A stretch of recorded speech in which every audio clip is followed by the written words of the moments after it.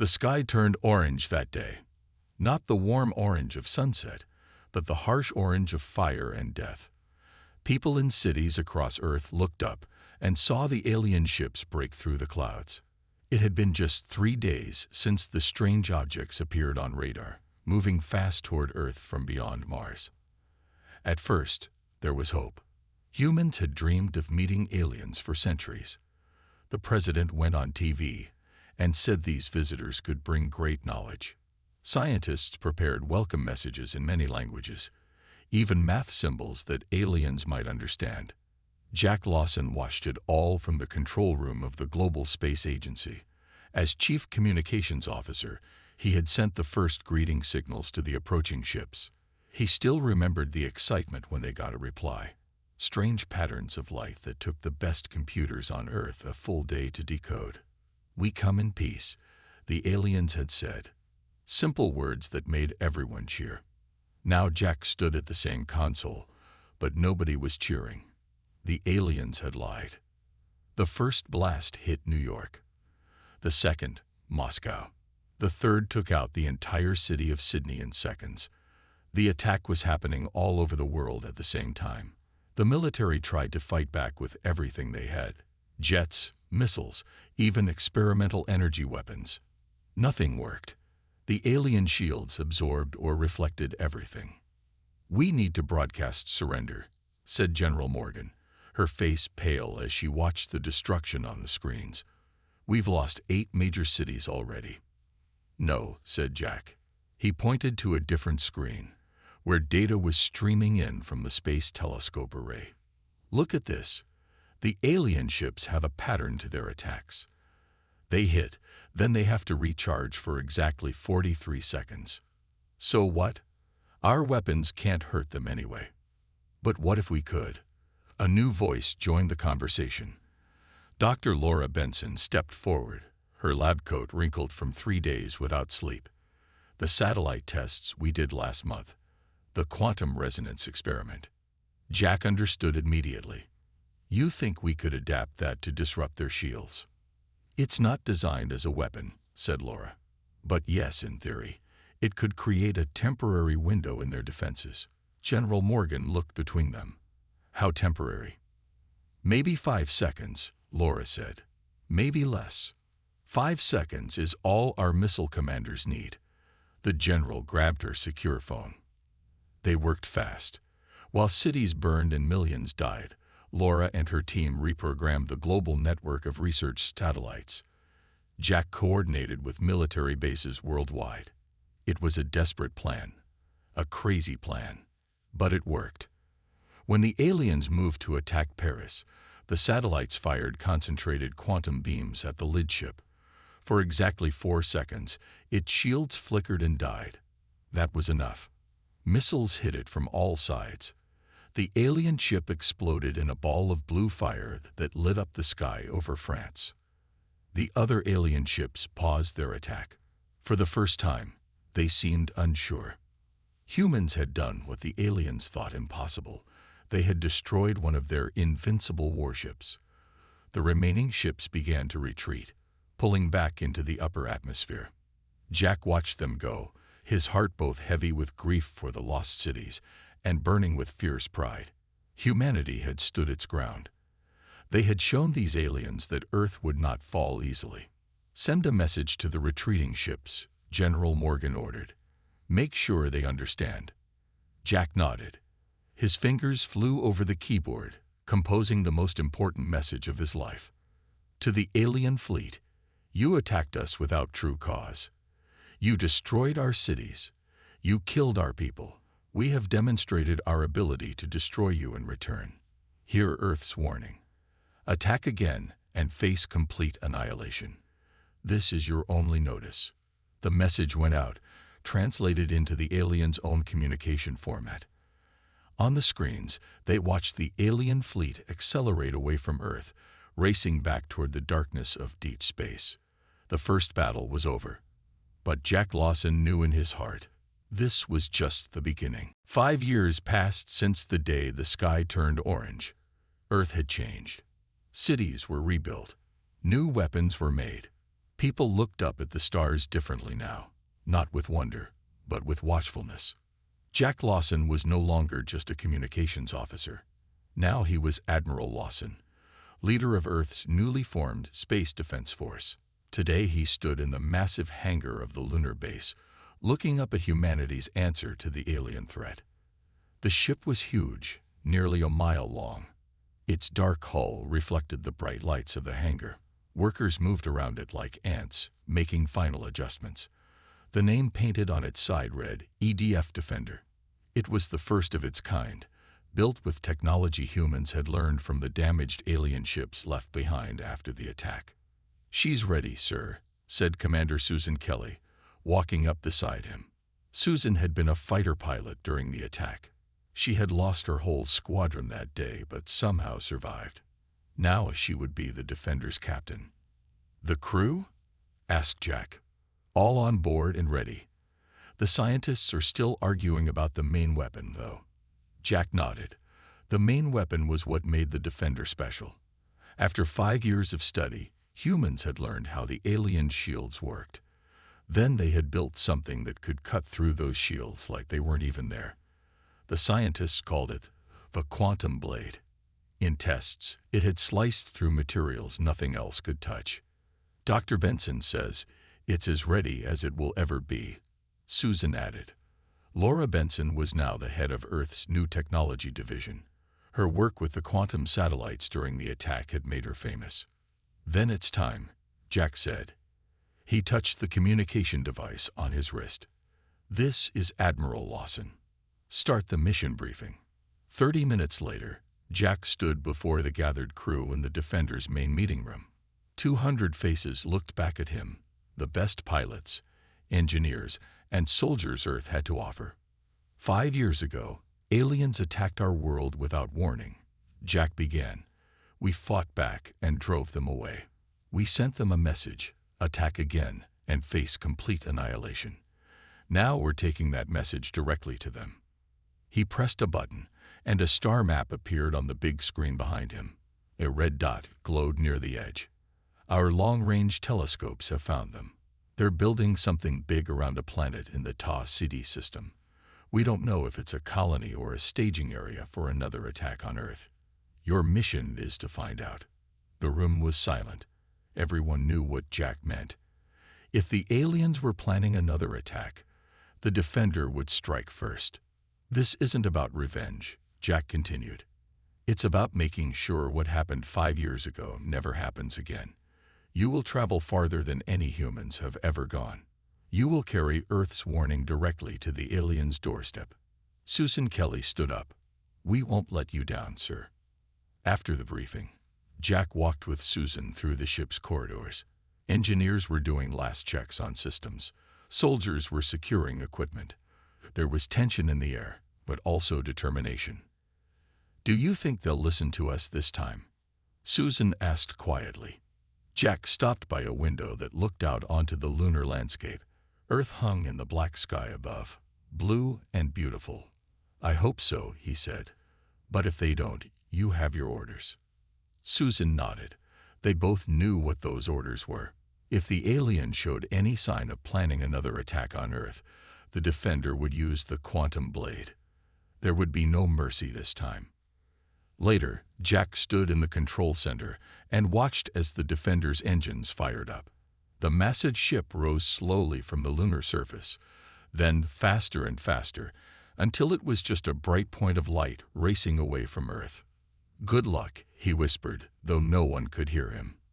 "And come home safe." The journey to Ta City would take 3 months. What the Defender would find there, no one knew. But one thing was certain. The aliens would never threaten Earth again. Life aboard the Defender settled into a routine during the long journey to Ta City. The ship moved through space faster than any human vessel before it. But still, the vastness of space made the trip seem endless. Commander Susan Kelly walked the ship's corridors each day, checking on her crew. Today she stopped at the main science lab where Dr. Paul Wright was studying the alien technology they had brought along. "Any new discoveries?" Susan asked, watching as Paul adjusted settings on a strange device that glowed with blue light. Paul looked up, his eyes tired but excited. I think I've figured out how their communication system works. It doesn't use radio waves like ours. It uses quantum entanglement. Susan frowned. What does that mean in simple terms? It means they can talk to each other instantly across any distance. No delay like our signals have. Paul pointed to a screen showing complex patterns. If we can copy this technology, we could talk to Earth right now instead of waiting hours for messages to travel. This was big news. Right now, the Defender was too far from Earth for normal communication. They sent updates, but it took nearly 10 hours for a reply to come back. Keep working on it, Susan said. It could be very useful when we meet the aliens.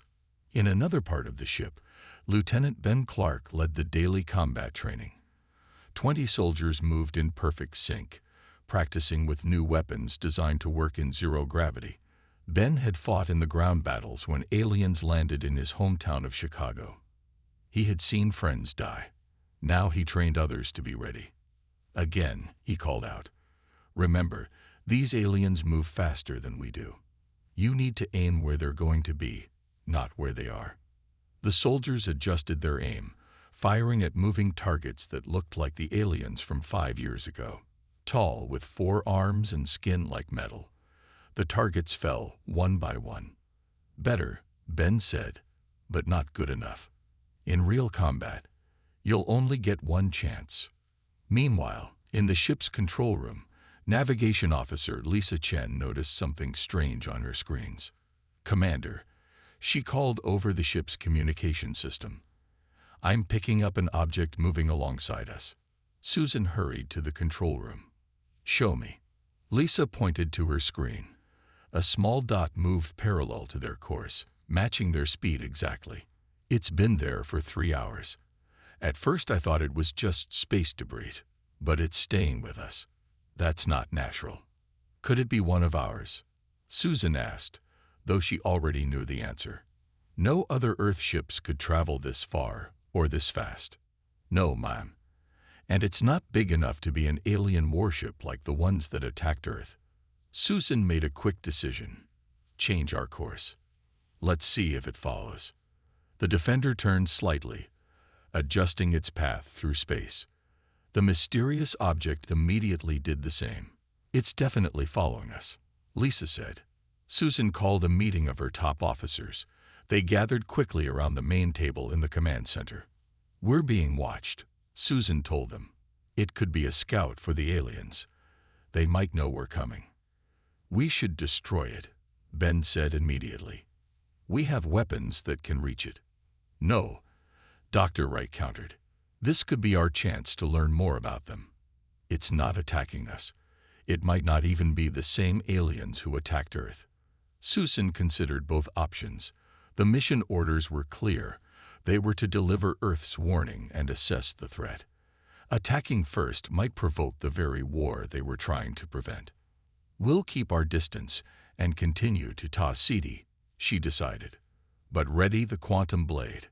If that thing makes any aggressive move, we destroy it." The officers nodded in agreement. That night, as Susan tried to sleep in her cabin, she thought about the unknown watcher traveling with them through the darkness of space. Were they heading into a trap, or toward something no human had ever imagined? In 2 more weeks, they would reach Taw City. Then they would have their answers. Susan just hoped those answers wouldn't cost them their lives, or trigger another war that Earth might not survive. The Defender reached the edge of the Taw City system right on schedule. Commander Susan Kelly ordered the ship to slow down and take up position behind one of the outer planets, a gas giant much like Jupiter. From here, they could observe without being easily spotted. "Full scan of the system," Susan ordered. The crew worked quickly, pointing their sensors toward the inner planets where the aliens were supposedly building their base.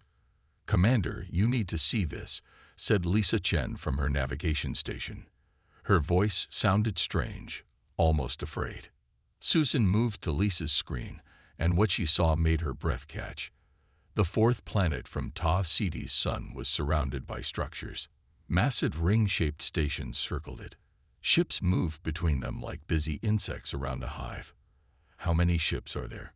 Susan asked quietly. Lisa checked her readings. "At least 200 that we can detect. Most are bigger than the ones that attacked Earth." The control room fell silent. Everyone understood what this meant. This wasn't just a base, it was a fleet being built. A fleet that could only have one purpose. Dr. Wright studied the data coming in. The energy readings are off the charts. Whatever they're building, it needs enormous power.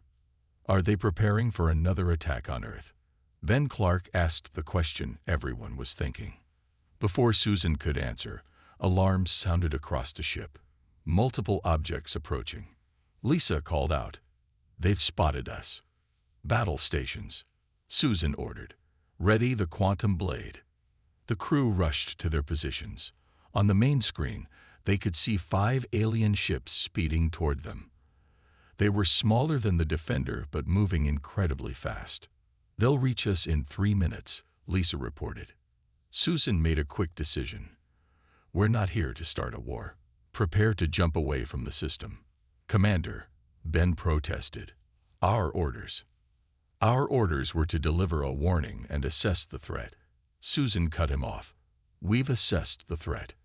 Now we need to get this information back to Earth." The alien ships were getting closer. Susan was about to give the order to retreat when Dr. Wright called out from his station. "Wait, they're broadcasting something." He adjusted controls on his panel. It's a voice message. In English." Susan hesitated. "Put it through." A voice filled the control room. It sounded human, but with a strange accent.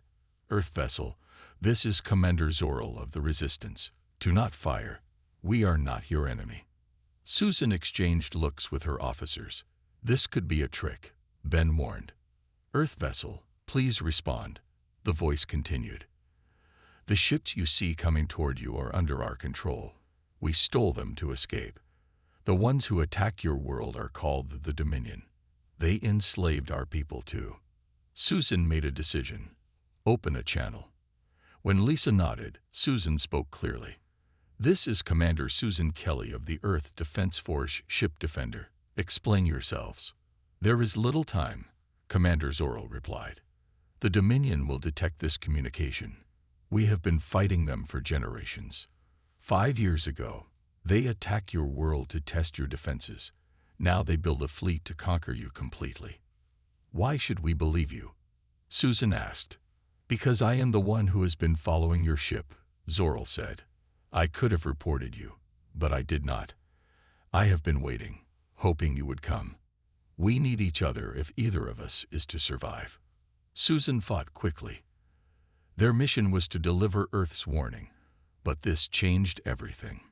If these resistance aliens were telling the truth, Earth faced an even greater danger than they had imagined. "Commander Zorl, if you're truly not our enemy, then prove it. Tell us about this Dominion and how we can stop them." "Not like this," Zorl answered.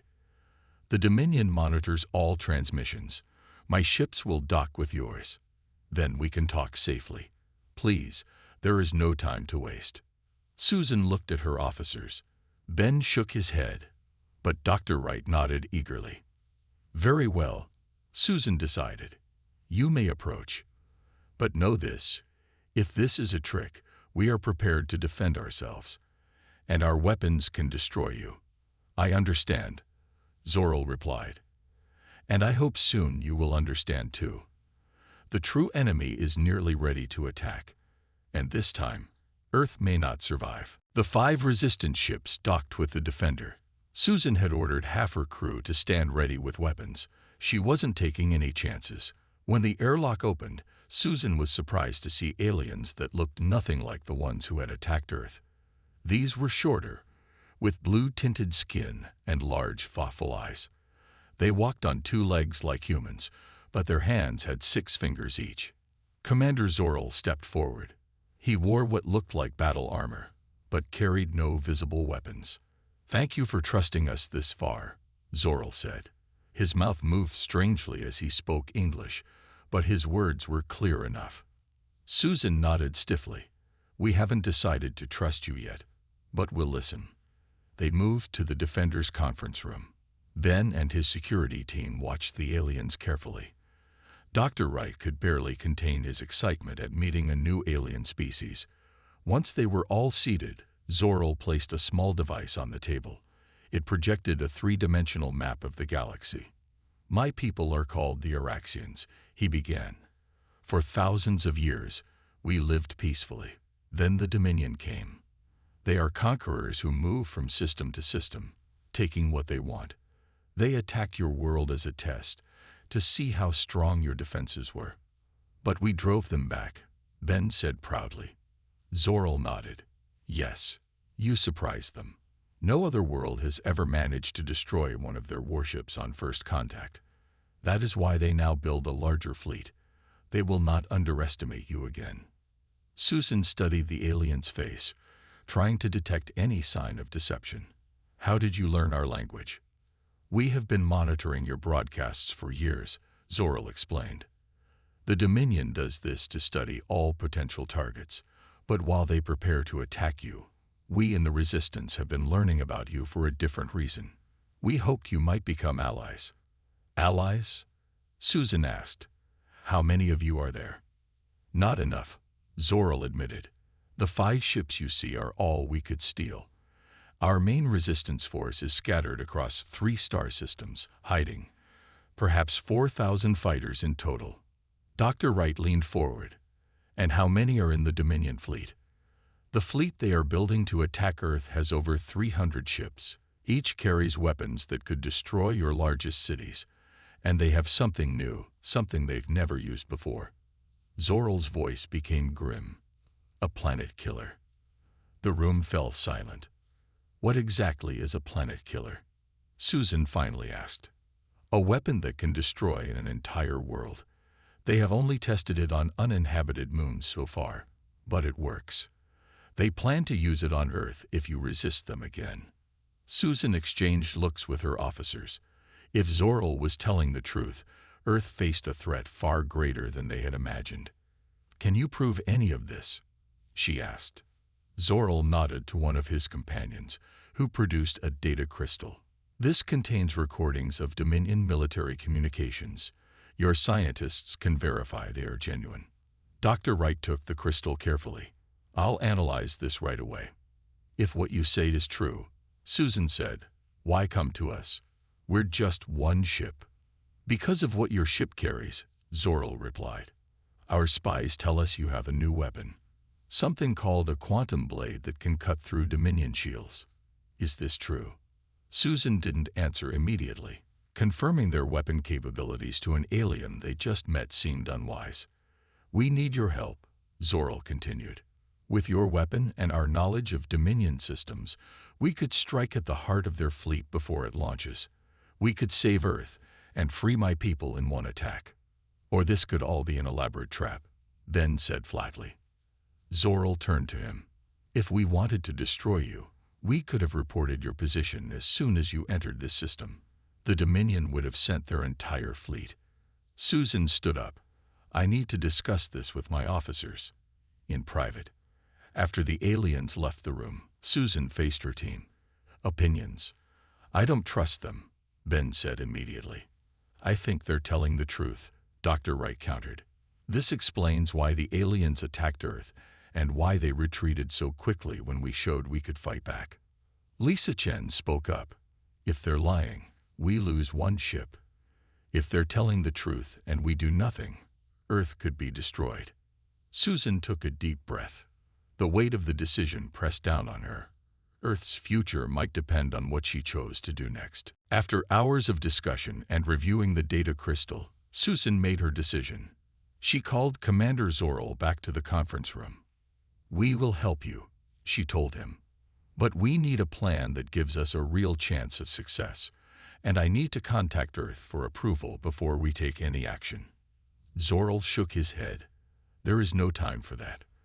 The Dominion will detect any long-range communication, and their fleet will be ready to launch in just 3 days. 3 days. Susan hadn't expected the timeline to be so short. "Yes, that is why we had to find you now." Zoral activated the holographic display again, showing the massive ring structures around the fourth planet. This is their main shipyard. The planet killer weapon is here. He pointed to a large station at the center of the rings. Dr. Wright had been studying the data from the crystal. Commander, I believe he's telling the truth. The communications in this data match what we know about the aliens who attacked Earth, and the technical specifications of this planet killer are frightening. Susan took a deep breath. Tell me your plan, Zoral. Zoral's large eyes seemed to brighten. The Dominion relies on automated defense systems, but my people have created a virus that can temporarily disable them. We need to get close enough to upload it to their main control hub. Then, while their defenses are down, your ship can use its quantum blade to destroy the planet killer. How do we get close enough to upload this virus? Ben asked skeptically. My ships are registered in their system as maintenance vessels. We can approach without raising alarms. One of your people would need to come with us to coordinate the attack. Susan thought for a moment. Lieutenant Clark will go with you. He's our best tactical officer. Ben looked surprised but nodded firmly.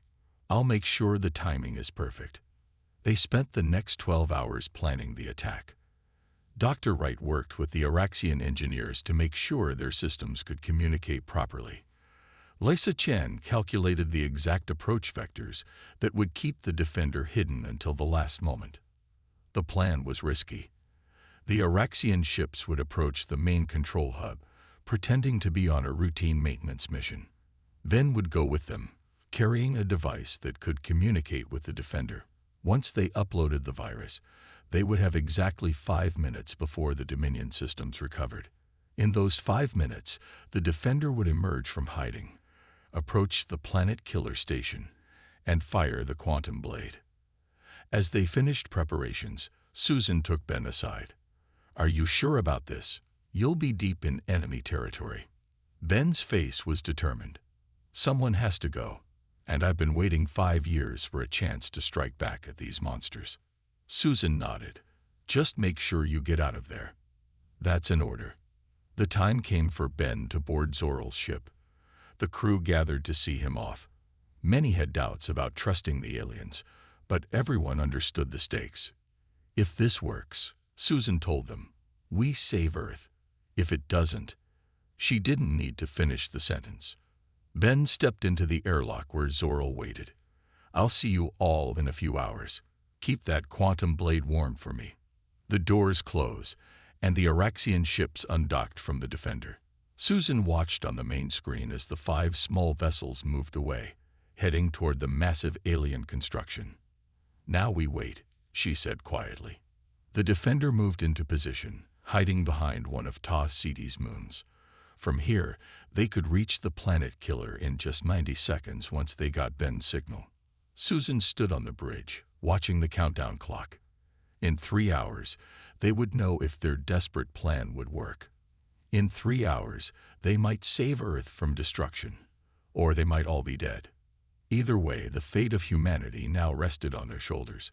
Far from home, in an alien star system, working with allies they barely knew against an enemy more powerful than anything humans had faced before. 3 hours passed slowly on the defender. Susan checked her watch every few minutes. Dr. Wright monitored communications for any signal from Ben or the Araxian ships. The crew was tense, ready to move the moment the signal came. On the main screen, they could see the huge alien structures in the distance. Dominion ships moved between them like busy insects. None seemed to notice the small maintenance vessels approaching the central hub. Any word from Ben? Susan asked for the 10th time. Lisa shook her head. Nothing yet. They should have reached the control hub by now. Suddenly, Dr. Wright's console beeped. I'm picking up something. It's Ben's signal, but it's very weak. Put it through, Susan ordered. Ben's voice came through, broken with static. Commander, trap. Zoral is. Get out now. The transmission cut off. Susan's blood ran cold. Start the engines. Get us out of here. But before they could move, Lisa called out, multiple ships approaching. At least 20. coming in fast. On the screen, Susan watched as Dominion warships emerged from behind the rings of the shipyard. They had been hiding, waiting. It was a trap all along, Susan said grimly. The Araxians were working for the Dominion. What about Ben? Someone asked. There was no time to answer. The alien ships were closing in quickly. Battle stations. Power up the quantum blade. The Defender shook as it took off from behind the moon. The alien ships immediately changed course to intercept. They'll cut us off before we can jump to light speed, Lisa reported. Susan knew they had only one chance. Set course directly for the Planet Killer Station. Dr. Wright looked at her in shock. Commander, if we're going to die here, we're taking that weapon with us, Susan said. Earth needs to know what happened. Send a message drone back with all our data. Tell them about the Dominion fleet and what they're planning. As the message drone launched, speeding away from the battle, the Defender raced toward the massive central station. Dominion ships fired at them, energy beams flashing past the hull. Quantum blade at full power, the weapons officer reported. Hold it until we're in range of the Planet Killer, Susan ordered. The ship rocked as a blast hit them. Warning lights flashed across the control panels. Hull breach on Deck 3. Susan gripped her chair as another blast hit. How long until we're in range? 30 seconds, Lisa answered. But we're taking heavy damage. The shields won't hold much longer. The main screen showed the Planet Killer Station growing larger. It was enormous, dwarfing even the Defender. Energy began to gather at its front section, a ball of green light growing brighter. They're powering up the Planet Killer, Dr. Wright said in horror. They're going to fire it at us. 20 seconds to range. Lisa counted down. Susan looked at her crew, brave men and women who had come across the stars to protect Earth. It's been an honor serving with you all. 10 seconds. The green energy ball was now blindingly bright. The Defender's hull groaned under the assault from the Dominion ships. 5 seconds. Susan gave her final order. Fire the quantum blade. A beam of pure white light shot from the Defender, cutting through space toward the Planet Killer. At the same moment, the green energy ball launched from the alien weapon. Time seemed to slow down as the two energy beams raced toward each other. Then they met in space. The explosion was unlike anything human eyes had ever seen. A sphere of energy expanded outward, engulfing the Defender, the Planet Killer, and the nearby Dominion ships. Inside the Defender, as systems failed and the hull began to break apart, Susan closed her eyes. At least they had taken the Planet Killer with them. At least Earth would have a chance.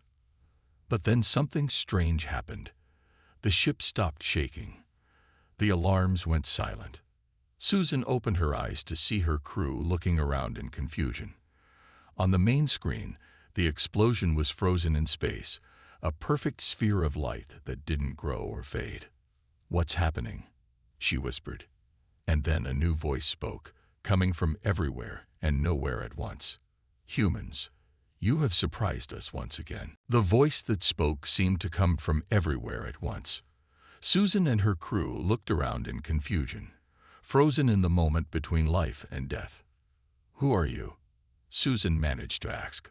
A soft light filled the bridge of the Defender. It gathered in the center, forming a shape that looked almost human, but taller and glowing with a blue-white light. "We are the Guardians," the being said. "We have watched your species for a long time." Susan stood up, facing the glowing figure. "Did you stop the explosion?" "Yes. We could not allow such destruction. Not when we have finally found what we have been searching for." The main screen changed, showing an image of Earth. Then it showed scenes from human history, people building cities, creating art, exploring space. "For millions of years, we have searched the galaxy for a species worthy of joining us," the Guardian continued. "Many races have intelligence, many have technology, but few have your spirit." Dr. Wright stepped forward. "I don't understand. What do you mean by our spirit? The Dominion attacked your world, yet you did not seek revenge. You came to deliver a warning. Even when betrayed, your final act was to protect your homeworld, not to destroy your enemies. But we were about to destroy the planet killer, Susan pointed out. The Guardian's light pulsed gently. A weapon, yes, not a planet full of living beings. There is a difference. The screen now showed Ben, alive and well, standing in what looked like a holding cell. Your companion refused to fire on unarmed workers, even when he discovered the trap. He chose capture over killing innocents. Relief flooded through Susan. Is he safe? He is, and he will be returned to you. The Guardian moved closer to Susan. Now I must tell you the truth about the Dominion and the Araxians. The screen changed again, showing the history of a conflict that had raged across the stars for centuries. The Dominion had indeed enslaved many worlds. The Araxians had fought back, becoming as ruthless as their oppressors. Both sides had committed terrible acts in a war without end. We could have stopped this conflict long ago, the Guardian said. But that is not our way. We observe. We wait for races to solve their own problems, to grow past their hatred and fear. And if they don't? Susan asked. Most destroy themselves eventually. Some, like the Dominion, turn their hatred outward and try to conquer others. They are still evolving, still learning. The Guardian's form grew brighter. But your species is different. You have the capacity for both great violence and great compassion. When attacked, you fought back. When victorious, you offered peace. Even knowing you faced destruction, you sought to protect rather than destroy. Susan thought about Earth's warning. Attack again and face complete annihilation. It had been a threat, yet they had never intended genocide. What happens now? She asked. Now we intervene. The Dominion fleet will be stopped. The war between them and the Araxians will end. And humanity will be invited to join a community of species who have passed beyond such conflicts. The Guardian gestured, and the frozen explosion outside began to fade away. Your ship is repaired. Your companion will be returned to you. You may return to Earth with this message. You are not alone in the universe, and you have earned your place among the stars. The glowing figure began to fade. We will come to Earth in 1 year's time. Prepare your people for a new chapter in their history. As the Guardian vanished, the Defender systems came back to life. Ben's voice came through on the communication channel. Commander, can you hear me? I'm on one of the Araxian ships. They're saying the war is over. Susan looked at her crew, seeing hope replace fear on their faces. We're coming to get you, Lieutenant, and then we're going home. As the Defender turned away from the alien structures, Susan looked out at the stars. Earth had faced its greatest test and passed. Humanity had proven itself worthy of something greater than victory in battle. They had earned peace.